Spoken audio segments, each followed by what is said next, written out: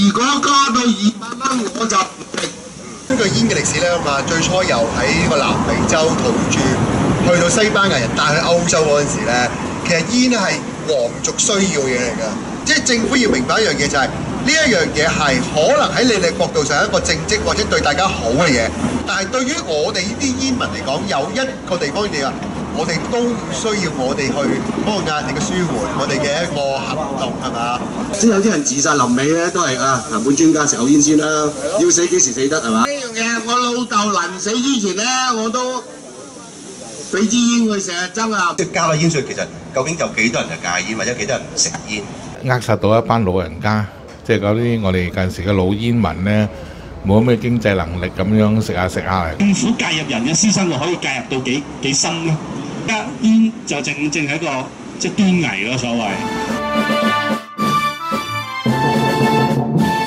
周圍公屋都有咯，咁私煙販就乜嘢人都煙都賣噶嘛。似乎私煙販咧都係用緊啲小朋友仲去做博攞架嘅。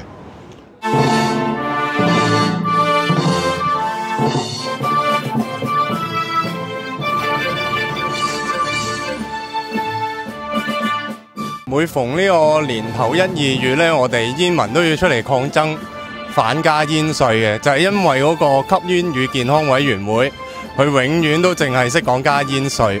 咁其實呢個委員會呢，就唔需要存在喺呢個香港嘅。我俾個建議佢，煙稅加到1萬蚊，冇人食煙。加煙稅咧，其實係對於即係解決呢個社會矛盾冇乜幫助咯。即係特別係煙民同非煙民之間。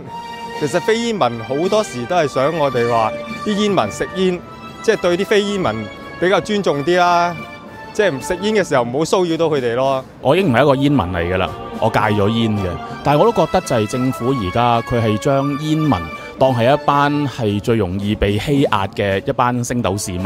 有錢嘅人佢哋去飲紅酒，一啲更加大嘅奢侈品，反而嗰啲稅項嘅比率反而係比星斗市民一啲生活上面最簡單嘅娛樂係更加便宜嘅呢？係咪即係蝦一啲窮人呢？個係乜嘢嘅道理呢？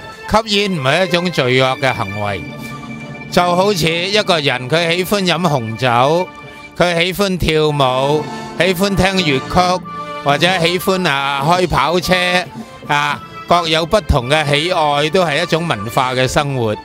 政府陰謀地去醜化煙民嘅形象，將煙民描繪成為魔鬼、不道德、罪惡、下流賤格，讓社會普遍唔吸煙嘅人呢，對吸煙嘅人有呢種咁嘅誤解，干預到一個現代社會嘅人嘅個人嘅一種生活嘅方式。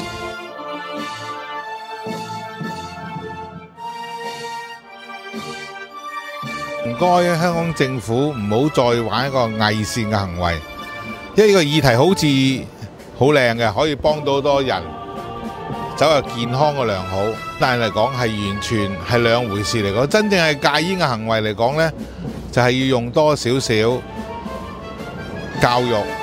人與人之間嗰個對立、仇富嘅情緒已經非常之高，年青人就非常之憤怒，希望佢唔好再用呢啲咁嘅所謂叫徵收煙稅嚟到再進一步將香港人分裂起上嚟。請你馬上改變你嗰個政策。飲酒其實對人嘅影響好大，亦都唔好話蘭桂坊而家飲酒每一晚發生咩情況冇人知。睇下外國其他地方醉酒駕駛俾人捉到，都已經係要死刑噶咯。你又繼續加煙稅啦，加到成100蚊包，咁會唔會相對地好啦？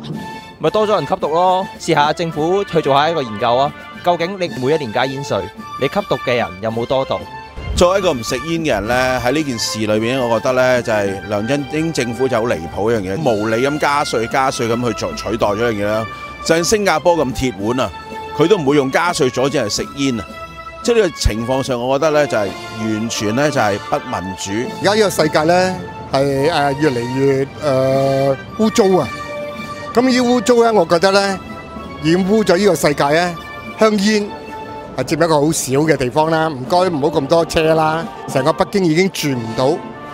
嗰個原因係咪因為香煙嘅問題呢？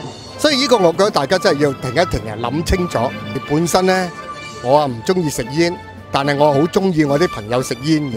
我係成日開會嗰陣時候呢，就我都成日都吸二手煙嘅。有咩所謂啫？人一世咪一世，唔係煙殺人嘅啊！如果真係咧要殺人嘅嗰啲咧，有好多其他嘅嗰種方式嘅。咁所以咧，我係支持咧，即係呢啲戒煙嘅人士咧，係一齊咧，即係反抗啊！香港回歸之後咧，煙稅又加咗120%啦。咁啊，究竟煙民有冇少到120%咧？咁大家都清楚知道冇啦。再大加煙稅咧，其實都係益咗私煙販，令到咧私煙更加泛濫。咁啊，舊年有研究就話香港有30%嘅煙咧都係走私煙賣緊嘅。咁究竟走私煙販會唔會賣俾小學生？